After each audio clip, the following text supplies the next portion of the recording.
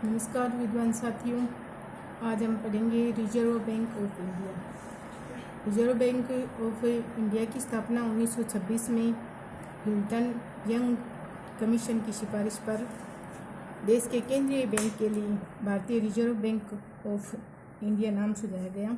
Reserve bank of India की स्थापना 1 अप्रैल 1935 को भारतीय रिजर्व बैंक अधिनियम 1934 के तहत की गई। स्थापना कब हुई? 1 अप्रैल 1935 को, और इसके लिए अधिनियम बना था 1934 को। भारतीय रिजर्व बैंक का राष्ट्रीयकरण 1 जनवरी 1949 को किया गया और इसका मुख्यालय रखा गया मुंबई। राष्ट्रीयकरण कब किया गया? 1 जनवरी 1949 को, और इसका मुख्यालय रखा गया मुंबई। वर्तमान में रिजर्व बैंक ऑफ इंडिया द्विमासिक मौद्रिक नीति जारी करता है। वर्तमान में रिजर्व बैंक ऑफ इंडिया किस प्रकार की मौद्रिक नीति जारी करता है? द्विमासिक मौद्रिक नीति। इससे पहले रिजर्व बैंक ऑफ इंडिया त्रैमासिक मौद्रिक नीति जारी करता था। रिजर्व बैंक ऑफ इंडिया है वो भारत का सबसे बड़ा बैंक है। तो इसके प्रमुख कार्य एक विद्वान हुए हैं डी कोक, उनके अनुसार 7 परंपरागत कार्य हैं, जिसमें इसका प्रमुख कार्य है नोट निर्गमन का एकाधिकार। यानी इस बैंक के अलावा किसी भी बैंक के पास नोट निर्गमन का अधिकार नहीं है। रिजर्व बैंक ऑफ इंडिया है वो सभी प्रकार के नोट जारी करता है। 5 रुपये से लेकर 2 रुपये से लेकर और 10,000 तक का नोट जारी कर सकता है। इसके अलावा 1 रुपये का नोट और सिक्के वो भारत सरकार द्वारा जारी किए जाते हैं, ये बैंक द्वारा जारी नहीं किए जाते हैं। सरकार के दूसरा इसका प्रमुख कार्य है सरकार के बैंकर, एजेंट या वित्तीय सलाहकार के रूप में कार्य करता है। तीसरा प्रमुख कार्य है बैंकों का बैंकर, यानी कि सबसे महत्वपूर्ण और सबसे बड़ा बैंक है तो बैंकों का बैंकर कहा जाता है। इसका चौथा प्रमुख कार्य है अंतिम ऋणदाता के रूप में, यानी कि हमें ऋण लेना हो तो इससे बड़ा कोई बैंक नहीं है जहाँ पर हमें ऋण मिल जाए। अंतिम ऋणदाता यही है। अगला इसका प्रमुख कार्य है देश के स्वर्ण व विदेशी विनिमय कोषों का संरक्षक। रिजर्व बैंक ऑफ इंडिया है वो स्वर्ण और विदेश विनिमय जो कोष है उनका संरक्षक है। खातों का समाशोधन, निपटारा तथा स्थानांतरण भी इसका प्रमुख कार्य है। इसके अलावा एक महत्वपूर्ण कार्य और है शाखा नियंत्रण। यहाँ पर देश में शाख नियंत्रण का कार्य वाणिज्यिक बैंकों द्वारा किया जाता है। शाख निर्माण का कार्य वाणिज्यिक बैंकों द्वारा किया जाता है, जबकि शाख नियंत्रण का कार्य रिजर्व बैंक ऑफ इंडिया द्वारा किया जाता है। रिजर्व बैंक की शाख नियंत्रण की जो प्रमुख विधियां हैं उसमें है मात्रात्मक विधियां और परिमाणात्मक विधियां। मात्रात्मक विधियों में देखिए आप, बैंक दर में परिवर्तन। दूसरी है परिवर्तनशील नकद रिजर्व अनुपात, और तीसरी इसकी विधि है वैधानिक तरलता अनुपात SLR, और चौथी है खुले बाजार की क्रियाएं। इसमें CRR क्या होता है कि ये बैंकों के पास जो पूंजी होती है वो अपने संकट काल के लिए अपनी पूंजी का कुछ अंश रिजर्व बैंक के पास जमा रखते हैं। इसी को कहा जाता है परिवर्तनशील नकद रिजर्व अनुपात। और दूसरा है SLR यानी सांविधिक तरलता अनुपात।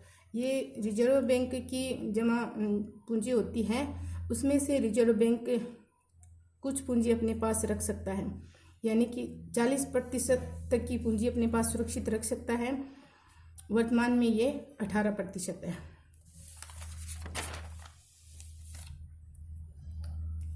अब देखिए शाख नियंत्रण की गुणात्मक विधियाँ। शाख नियंत्रण की गुणात्मक विधियाँ ऐसे सरसरी नज़र से पढ़ रहे हैं, इतनी कोई इम्पोर्टेंट नहीं है। न्यूनतम अर्जित आवश्यकताओं में फेरबदल, उधार की न्यूनतम दरों का निर्धारण तथा ऋण की अधिकतम सीमाओं का निर्धारण। अब ये तो हो गई परंपरागत कार्य। इसके अलावा रिजर्व बैंक ऑफ इंडिया प्रवर्तन कार्य भी हैं। उसमें से मुख्य रूप से उसका एक प्रवर्तन कार्य है कृषि हेतु पुनर्वित्त की सुविधा प्रदान करने हेतु रिजर्व बैंक द्वारा शिवरमन कमेटी की सिफारिश पर नाबार्ड की स्थापना 12 जुलाई 1982 को की गई। नाबार्ड की स्थापना इस बैंक का प्रवर्तन कार्य है।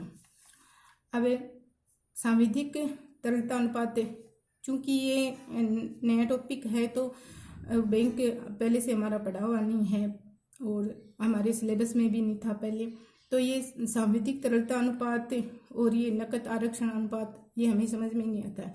तो इसको समझने के लिए एक सरल सा तरीका है, जैसे सांविधिक तरलता अनुपात SLR, इसमें सांविधिक तरलता अनुपात में S आ रहा है और बैंकों की अपनी मांग एवं सावधि जमाओं का कुछ प्रतिशत भाग नकद या स्वर्ण के रूप में मान्यता प्राप्त सरकारी प्रतिभूतियों के रूप में अपने पास रखना होता है। यानी कि जो बैंक का स्वयं का ही होता है पैसा और अपने पास ही रखना होता है, तो स्वयं का पैसा और सैसे स्वयं और सैसे सांविधिक तरलता अनुपात और साथ में एस भी आ रहा है, तो इस प्रकार से आप याद रख सकते हैं। ये होगा 40%, अधिकतम 40% तक हो सकता है। वर्तमान में ये 18% है। अब दूसरा है नकद आरक्षण अनुपात। अनुसूचित बैंकों को अपने पास जमाओं का एक निश्चित भाग रिजर्व बैंक के पास नकद रूप में जमा रखना होता है। यानी ये हर कोई बैंक नहीं रख सकता, सिर्फ अनुसूचित बैंक, यानी जो बैंक अधिनियम 1934 की द्वितीय अनुसूची में शामिल है वो अनुसूचित बैंक कहलाते हैं। तो वही अपनी कुछ पूंजी का भाग नकद रूप में रिजर्व बैंक ऑफ इंडिया के पास रख सकते हैं और वर्तमान में यह 3% है। आगे है रेपो दर। अब रेपो दर भी कुछ नया है हमारा, इसके बारे में कुछ सुना हुआ नहीं है। तो देखो, सार्वजनिक व निजी बैंक अपनी अल्प अवधि की आवश्यकता हेतु रिजर्व बैंक द्वारा उधार लेते हैं, उसे क्या बोलते हैं? रेपो दर। और रिवर्स रेपो होते हैं जब बैंक अपनी अतिरिक्त राशि को कुछ समय के लिए रिजर्व बैंक के पास जमा रखते हैं तो उन्हें रिवर्स रेपो दर से ब्याज मिलता है। अब प्रमुख दरें होती है, जैसे बैंक दर है, वर्तमान में है 4.25% और नकद आरक्षण अनुपात जिसे हम CRR कहते हैं वो है 3.00% और SLR जिसे सांविधिक तरलता अनुपात कहते हैं बोलते हैं वो होता है 18.00%।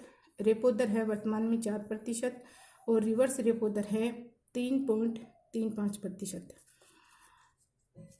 रिजर्व बैंक नोटों का निर्गमन न्यूनतम कोष प्रणाली के आधार पर करता है तथा 1 रुपये के नोट पर गवर्नर के हस्ताक्षर न होकर वित्त सचिव के हस्ताक्षर होते हैं और इसके अलावा जितने भी नोट होते हैं उन पर भारतीय गवर्नर के हस्ताक्षर होते हैं। थैंक यू, धन्यवाद।